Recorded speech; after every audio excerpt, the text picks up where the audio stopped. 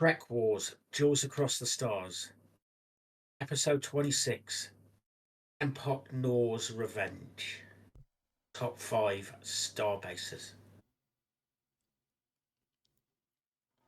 Evil threatens to consume the galaxy again. Despite the Empire's 2 Death Stars being destroyed and their allies driven into exile, evil still manages to rear its head. A fragile peace is being celebrated amongst an emergent new republic. However, a galaxy nearer home is causing issues. Now, 2 unsuspecting Padawans travel to a newly renamed Terok Nor, where the Cardassians have taken back the station, hoping to make contact with the Resistance.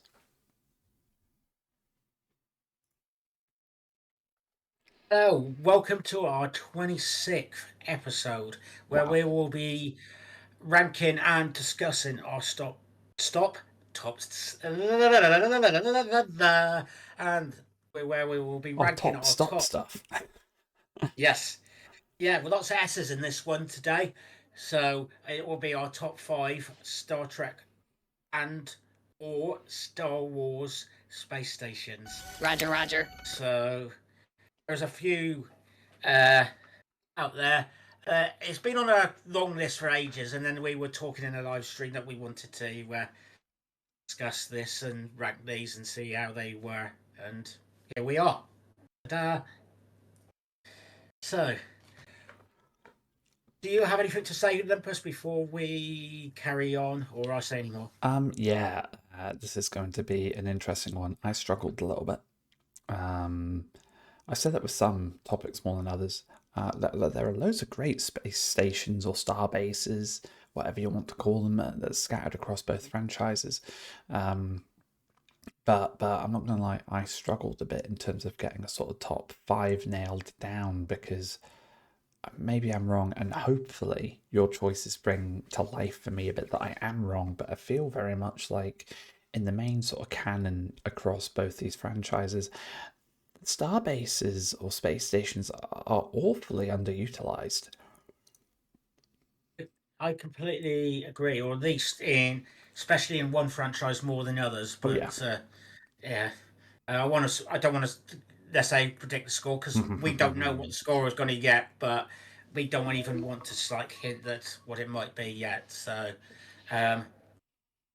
what we're going to put money on, but yeah, it is. Luckily, I know for Star Trek there is at least one show that was based around a space station. Indeed. Which definitely helps the thing, and I'm sure I've mentioned it before. And I wonder if that space station's going to make it into someone's top 5. I wonder. So, if you do want to find out all our other rankings, because this is episode 26, we got 25 others out there which are not dateable. There'll only be emissions from some newer shows, but doesn't matter. Still doesn't matter, and those will be out there. So have a look up at Trek Wars and Fantasy, or on the podcast stream site of your choice where it will be. And please follow and subscribe so you can see the rest of them. That would be lovely. But anyway, just enjoy, and please jump in Olympus, because I've lost my train of thought there. No problem. Ben, do we ever share our picks with each other? No. We do not. We like to keep each other in suspense, don't we? I always say, for me, it helps the episode feel a bit more reactive and a little bit more genuine. You know, we get our actual reactions off of each other when we're going through the lists, instead of anything being pre-arranged. So we like to do that. How about rules then? What rules do you have that you've shaped around the definition of what you're considering a starbase or a space station? Oh, that's what am I considering a starbase or space station? Well, whatever the franchise usually says is what I default out. Was some things, if they call it a space station or a battle station or whatever, that's it for me.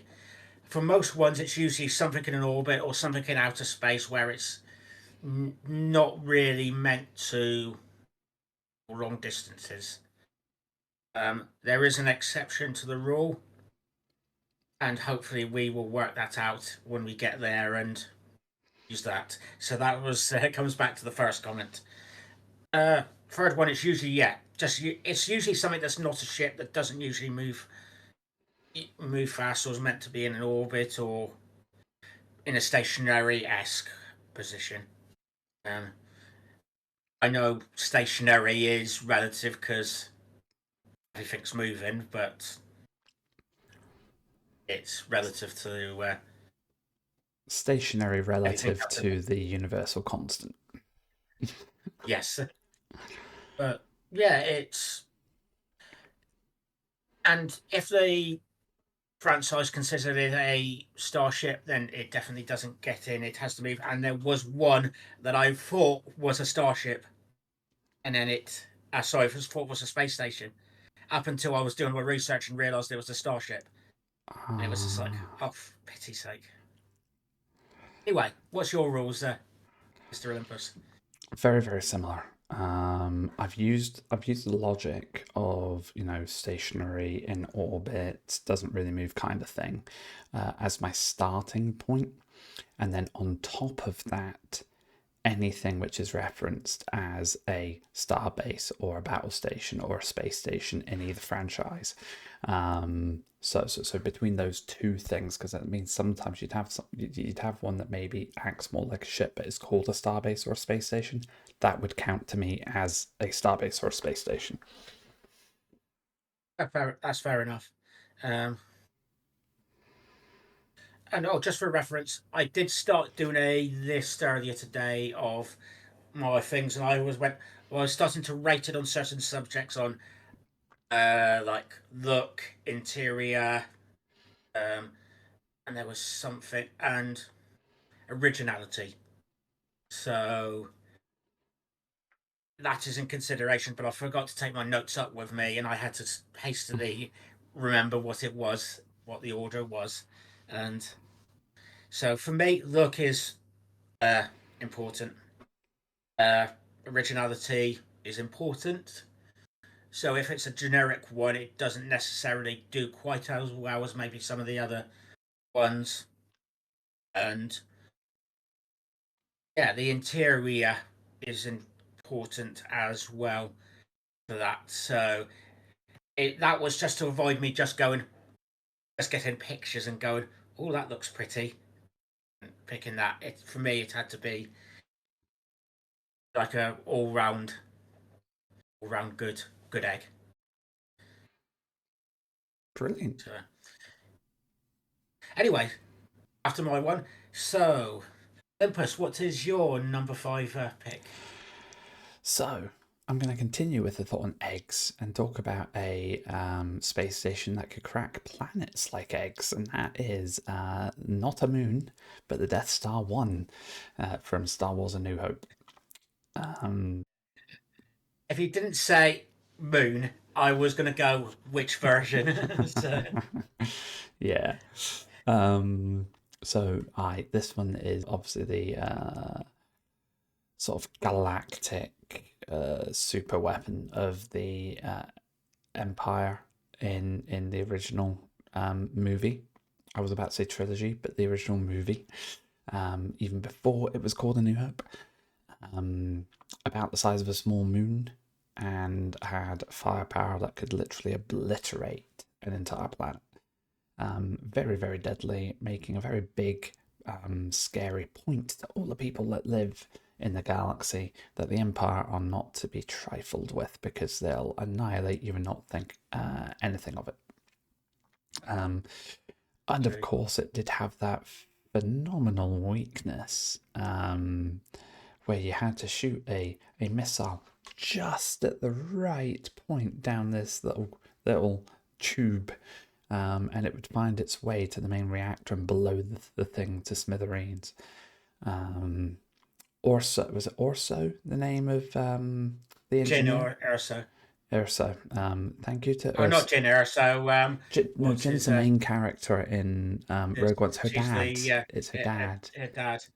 Yeah. I'm sure it's still Urso, isn't it, though? Is the surname still Yeah, still Urso? Urso, but I cannot remember his Galen. first name off the It's top. Galen. That's the one, Galen Urso. So many Yeah. thanks to Galen from the Rebel Alliance for designing a super weapon that obliterated an entire world, but also giving it a super vulnerable, albeit tricky, method of obliteration in its own right.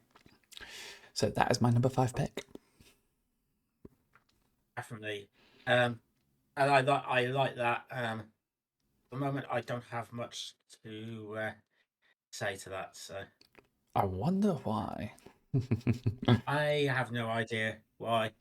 Um, my number 5 pick is one of the ones that are there because of it's more because it's unique. Yeah, it got on there mainly because of its uniqueness. That's what topped it against a couple of the other picks, and that's an automated repair station from Star Trek Enterprise. So, for those who don't know, this is. Well, let's start off what Enterprise were trying to do. They needed repairs. They were in the middle of nowhere. They were the only Warp 5 starship. Nobody could catch up with them uh, in a quick time. So they were trying to find allies, and somebody pointed them towards this station that potentially could repair them, and it did. And it, um, when they found it, it was like almost like ships in the shells thing. Little bit around it, joining it up, and an extra little bit of a building, which looks like a residential area. But when they scanned it, it was toxic to humans, Denobulans, and Vulcans, which were the crew at the time. Um, and they worked out it was meant to be for another species because when they interacted with it, it changed to an oxygen, it's a nitrogen atmosphere. If I remember my science, probably not right. And I might be wrong here. This will want to research for myself later, but I have a feeling that the the atmosphere that was on that station originally, I've got a feeling it was like something that maybe the Tholians could have survived, and I thought they were hinting at the Tholians. I think they were off the top of my head, but that's what I'm thinking with the hinting. I never looked into it, but yeah, And it was not definitely livable for this crew of the NX-01. So yeah, and and we get to see the areas. The repair thing that went around it uh, changed sides for the shape of the ship. It repaired all the interior. It repaired even Malcolm Reed's leg, uh, and even the little scratch that happened in Space Dock in the first episode. Um, the interior inside is your typical 60s, 70s, like white looking interior background. And everywhere there's a seating area, there's a food replicator, more advanced than the anything they had, which I think even was just a synthesizer, if that, on the Enterprise at the time. Um, the only thing is, it was using living people for energy. But yeah, that's the main downside with it. But other than that, I think it was so unique and so interesting that sticks in my mind to this day. And I even done a Star Trek Adventure session that was semi to that with some of the ideas from that. So it stuck in my head. So that's my number 5 pick. fantastic. Again, I don't have too much else to add to it, but I loved how it moved and shaped itself to the ship it was repairing, and that it also dealt with the crew. I'd forgotten about that until you'd mentioned Malcolm Reed's leg. Totally forgotten about it, but that was really cool too. Oh, it is. And you saw it even after it got destroyed for nicking crew members. Yes. They you saw it's like somehow repairing itself at the end. So it was like one of those ones that's like can definitely be there for a future episode at some point. It's a shame they never brought it back as well, because I always thought they were hinting at that with that. But yeah, Yeah, it would be nice. Uh, one of the new series potentially, if not at some point in the future. indeed, I'm old and grey, maybe. not at all. My number 4 then. This one's also not a moon. It's the Death Star 2.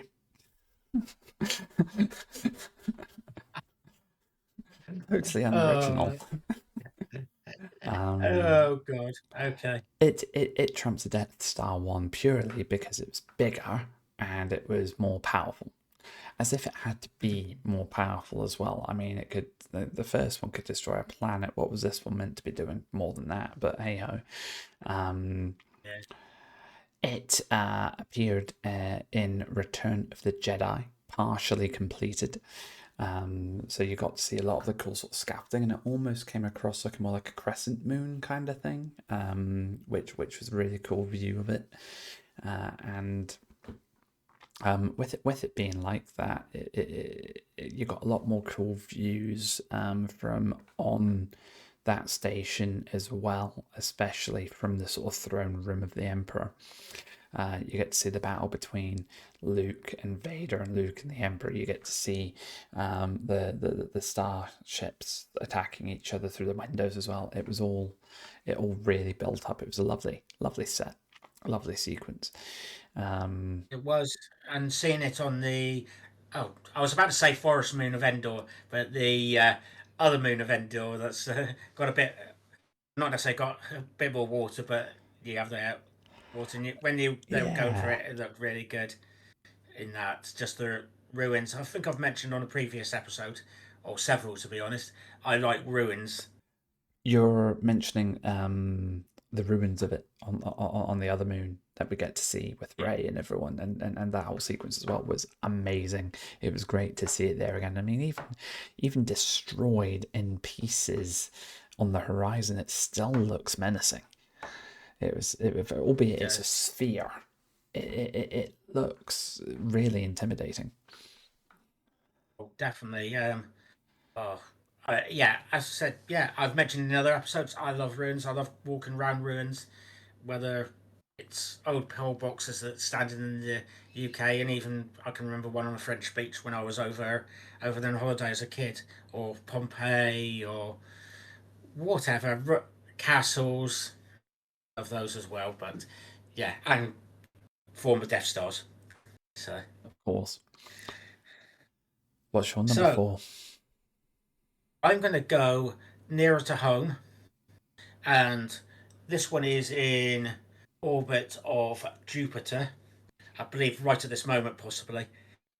No, and that would be nice if it was, but no, it's not. So, if only it was in I know, now. right? I'm not going for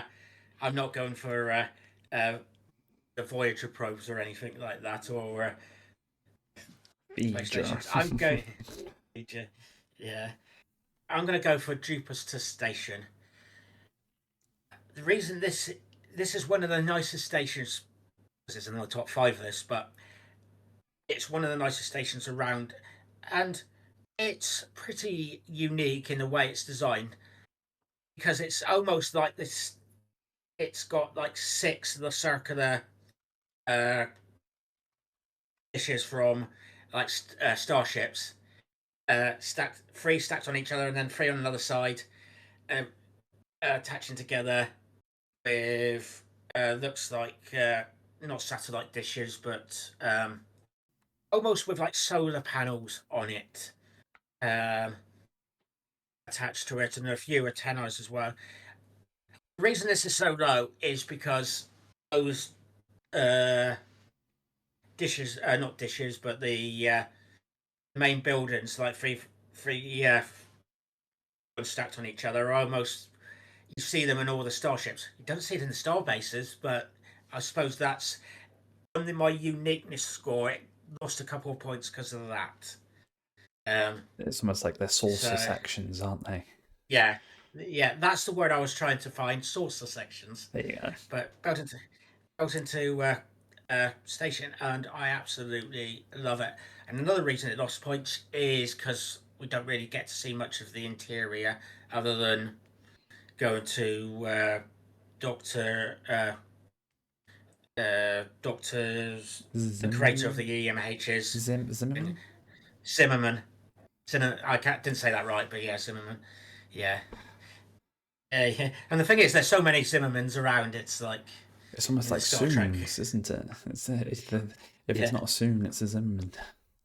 Yeah. It's one of my favourites. Uh, entirely. Yeah. Uh, and if it was just down to looks, that would be that would probably be top. So that was my number 4 pick. What is your number 3? So, I am going to move away from Star Wars now into the Star Trek universe for my first Star Trek pick. And it's coming from the Kelvin verse, or the Abrams verse, however you want to call it. Starbase Yorktown from the movie Beyond, which is just this beautiful. It's not like a ring world, but it's a similar kind of premise. This starbase is humongous. It's got these living areas with like this megatropolis. It's the best way to describe it. Inside this massive city. It looks like it's got its own ecosystem, sunlight, weather, all this stuff happening. It looks truly spectacular. Millions of people living there. And don't get me wrong, it does break my brain canon a little bit because how they have technology like that in the Abrams verse at Kirk's time, when you don't have that, even when you're looking at like 32nd century, in like our prime sort of timeline, I just that bit I can't quite get. You lose points, kind of like you were saying the last pick. That loses points for me based off of that a bit. But the concept is utterly phenomenal. It is absolutely stunning and beautiful. It's got its own spaces for starships to dock, to be refitted and refurbished and all that good stuff as well. Yeah, it is gorgeous to behold. And it didn't take. I know I had that bit of discontinuity due to like the technology versus the time, but it didn't. That didn't take away from its setting in the movie for me. I didn't think about it till afterwards when I was sort of reflecting on the episode and going, hang on a minute. But then the Abrams verse, there's things like the starships all being a lot bigger and a lot more powerful. And we can justify those based off of Starfleet advancing technologies faster due to changing focus after Nero's ship coming through the wormhole and all that stuff. So you could almost argue something similar is maybe pushed to Yorktown, but who knows? Ultimately, it's bloody gorgeous and I love it. It is absolutely gorgeous, and Bones calls it, I think, a snow globe. Yes. And love his response is, I can't remember the exact quote, but it's like it's one of like his fear of transporters. This is like fear of it all exploding and everybody ending up in space. It's good old good old Bones. Bones really was Eternal not. optimist. Yeah, Bones really was not built for space travel, was he? Definitely no, definitely not. At the moment, I don't have much more to add to that, so I'm going to jump to my number 3 pick, Ooh. and it's big, it's round, it's the Death Star, Volume 1. And yes, you can take anything you want from that comment. So, no, it's the Death Star. It blows up planets, it's the original. I don't know if this is a completely unique design in sci fi, but it's the original one from something that was used at least 3 times in Star Wars, and Yeah, I like the interiors of the space. I like that area, landing area, the ring around the edge of it. Um, where they all the ships go in. They uh dock where they land. I like those open spaces. They have those on the some of the bigger ships as well, which I love. I also like when you actually go when they go doing like trench runs around the space stations. It's not completely smooth. There's like towers and dishes and various other bits around it. Um, okay, you have the issues with safety rails in certain areas and such like, or the lack of safety rails. Yeah, 1,000 feet But drops. yeah, precisely. Yeah, but no, I enjoy that, and it is also complete, which is another reason why it's this one rather than the second Death Star. It's it's complete. I really honest, I don't have much more to add to it. It looks cool. It's dangerous. It Uh, has that unique arc, and that's Deep Space Nine or Terrak Nor. Like our space dock is stereotypical Federation technology or spaceship or space dock, space station. That's our theme. Space stations design. Deep Space Nine is definitely typical Cardassian design because when you go down to the planets, it has similar architecture and like the bends going around, so like the tops of the space station and the bottoms of the space stations you see on the planet as well. And when you see various ships docked at those points, like the Enterprise D, and any other ship for that price, and it's amazing. And you can see various ships docked around the side occasionally, like the Defiant or Klingon ships. I believe get docked in there as well sometimes. Um, it's lovely, and another again other than seeing Empok Nor, this is a very pretty and that kind of design on Cardassia Prime. This is reasonably one of the more unique ones, which is half the reason I like it, or probably a third of the reason I like it. Also, it's the interior. You get to see everything from the Bajorian Temple to Corks, the double layered floors you got around the Habitat Ring. You got the views out to the wormhole. You got the Klingon restaurant. Okay, I'm going off the promenade here a lot, but you get to see that and even like ops.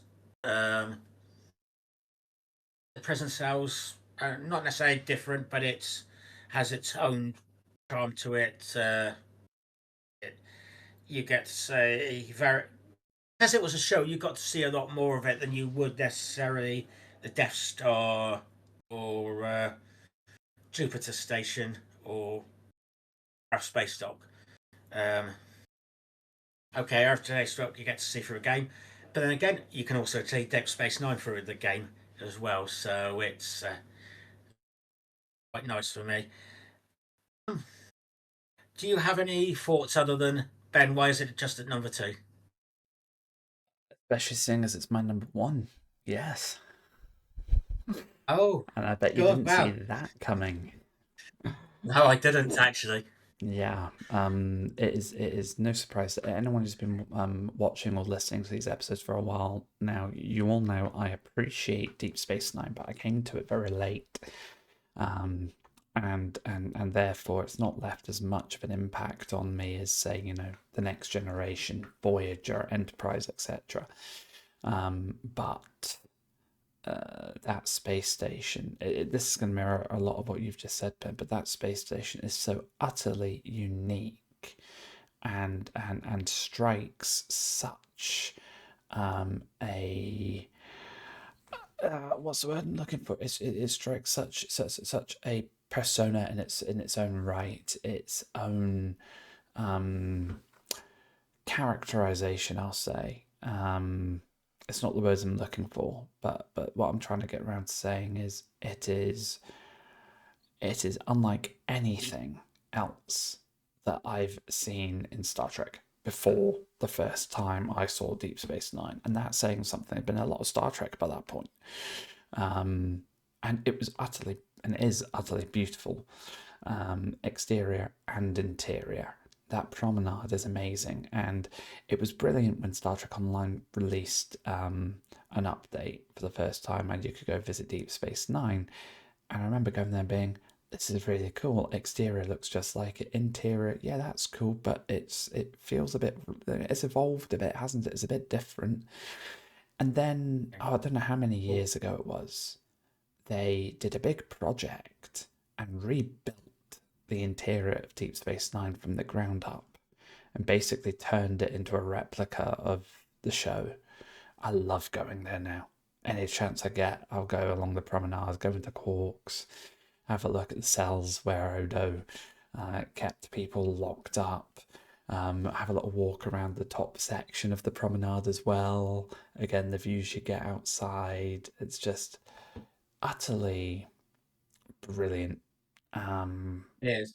And its uniqueness in design and in setting and in the story that surrounds it through all the seasons of the Deep Space Nine series. It's just very, very special. And as you say, Ben, you see lots of it. You see all, and you become attached to all the characters that are living and breathing on that station, and call it their Yeah. home. So you really do Yeah. build an attachment for that place, in a very similar way to how you build an attachment for the Enterprise D or for Voyager. Um, and yeah, DS9 was it was ahead of its time, I Oh, think. definitely. And it Yeah. gets so much more love now that it should have had at the time, but it gets so much more love now. And I can see why. It was gorgeous, utterly gorgeous. It is, and I suppose that's another reason why I like that station is Mm-hmm. because of its residents um, there and its former residents Yes, as well. You get to experience it with them. That brings life to the station. Some of it good, some of it bad, but it still brings life to that, and it makes it like your life experiences, good or bad, make your person. The same as for the space station, good or bad, it brings it to this to that. I suppose you can say that was a Death Star as well, but yeah, this is good and bad. Brings it to, and it's not just the exterior paintwork or the interior paintwork. It's the moving parts of it. absolutely. So why was it not your number one, Ben? What's Because trumped Deep Space Nine? I done a ranking system this morning. I was going, does it look good? I'm referring to my number one pick. Yeah, it looks absolutely gorgeous. Does it look good inside? Oh, absolutely. I would love to be there, walk around there, enjoy the views of space, plants, starships coming in, um, having actually seeing people potentially above your head walking, um, and absolutely out of 10 for uniqueness. It's the only thing that is similar to it is Dyson spears and ringed parts around planets. And this is been mentioned already. Starbase Yorktown. It's Ah, it's. I am going for aesthetics, yep, pure and simple on this one. But combined with uniqueness, there's nothing else like it. It's yeah. If I didn't do uniqueness, this would probably be number two. Uh, if not.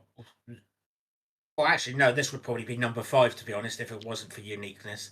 But it's just everything about it's gorgeous. You can see the.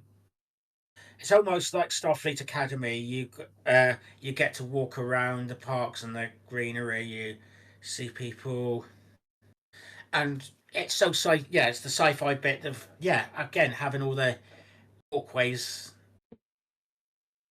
around you. Because it's going in the thing uh, to replicate spinning ball, I suppose. It's what creates the Like that. gravity inside it, isn't it? Gravity. Yes, that's the one.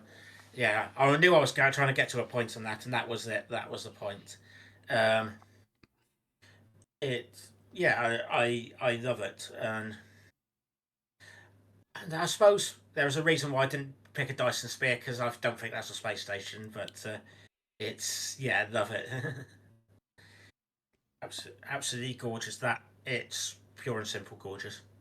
Brilliant. So, That's two doubles we got in this episode. That's something as well. We don't normally get any more than one. definitely no. Well, three doubles. Oh yes, it was because of Death Star as Death well. Stars, Jeez, oh, DS9, Yorktown, that is not and like us.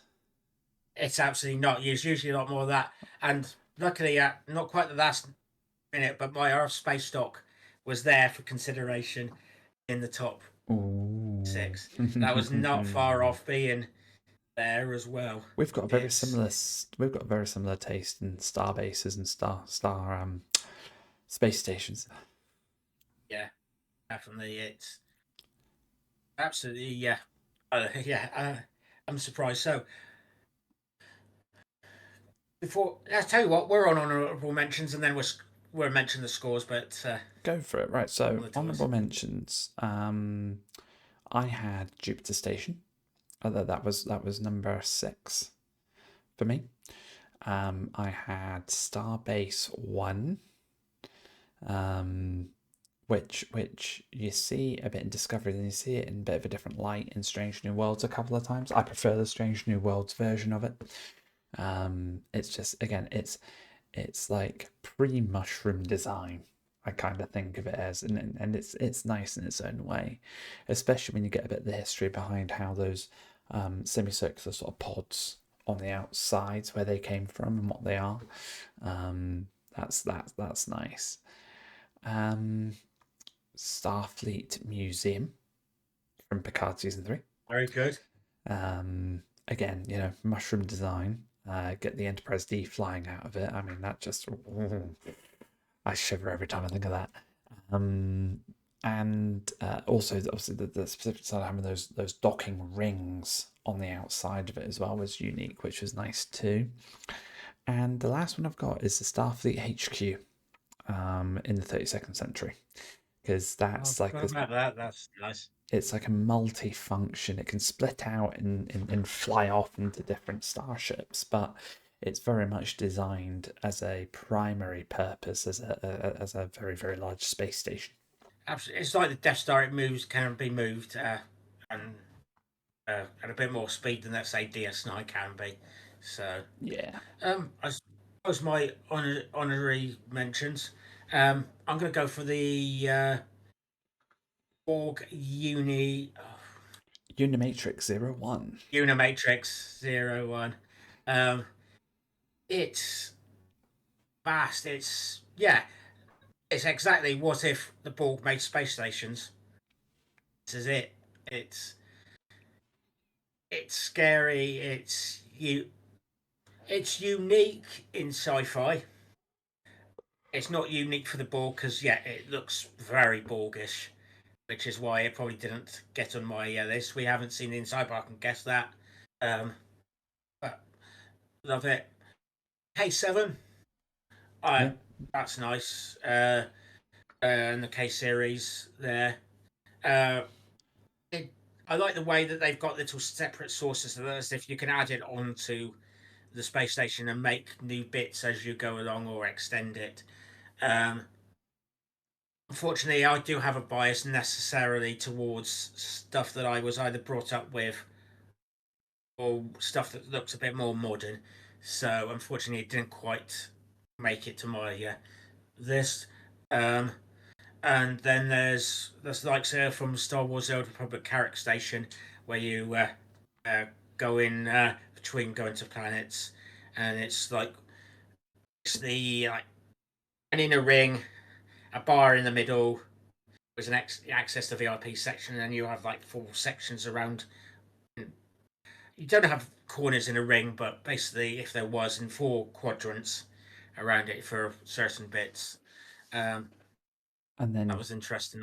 yeah, and then just to complicate it, you've got elevators that take you to different levels of that station as well. And those levels, there's a lot less to them, but it adds more and more to the station as well, which is a nice touch. Yeah, and I forgot what they were now, but there was also for the expansions of Knights of the Fallen Empire.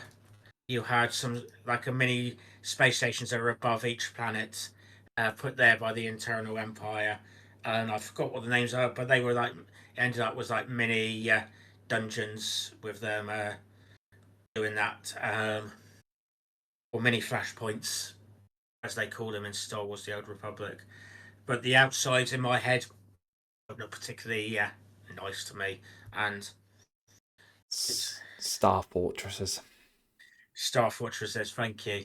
Um, yeah, no, they're not nice stations, but it's just not because you don't get you only. It's basically a dungeon crawl through them to get to the end. If you don't get to enjoy it quite as much as if it Yeah, was on screen or something like that, or your own place. no, So indeed. that's my honourable mentions. Um, oh, and the reason I think I've mentioned the reason I didn't pick Death Star 2 or second Death Star It wasn't ready. is it wasn't ready. Yeah. Um, and the scores on the doors 7-3. Star So, Trek. oh yeah, Star Trek. I know it was pretty much certainty, but just to clarify, 7-3 Star Trek. Is That's not surprising, is it? Considering there's not a lot how of much is it? space stations in the current sort of the TV movie media of Yeah. Star Wars. I think if you go into Legends, there's an awful lot more. Oh, I found quite a few in Legends, and they looked nice, but not enough for me to go. Oh, I'll pick up this for Also, you this. didn't have any connection to them, did you? Because you've not experienced them Yeah, yourselves until you're actually doing the research. I found the same thing. I found the yeah. same thing. No, I completely agree. When I picks connection does have a lot of effect on it for me. So, and thinking about this is more of a Star Trek point of view. At one point, and I'm going to try to sell Olympus on this, is at some point we will have planetary vehicles, um, I which I would love to do, which is I think more orientated towards Star Wars. But we'll see what we can get out of it for Trek. That sounds really good, and I can think already of at least one planetary vehicle from Star Trek. Ooh. I'm thinking of one, but I don't think that's relevant. That's a modern day, or not modern, an 80s 80s vehicle. No, I think I know what you're thinking about, and that is not what I was referring to at all. But I'm not going to tell you because that is definitely been one of my Uh, picks. oh, definitely. Okay, so um, Olympus, where can we find you? Please go and find them Ooh. somewhere. So I'm available on YouTube and on Twitch from a streaming and sort of video recording point of view. You'll find me there at Olympus0511. You can find me under the same name on Twitter. I refuse to call it X. I don't post too much on socials, but I am there.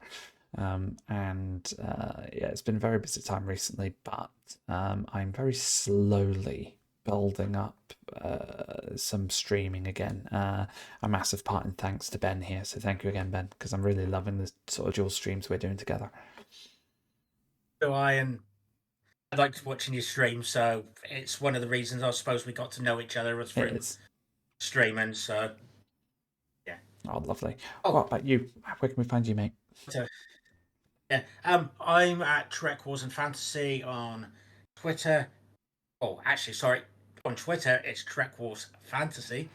It's not enough letters for an and everywhere else, it's TrekWars and Fantasy on YouTube, Twitch, and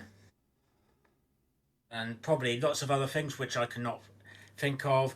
This comes out on podcasts on Duels Across the Stars, on Spotify and Apple Podcasts, and I'm sure I've missed something, but who cares? Look it up.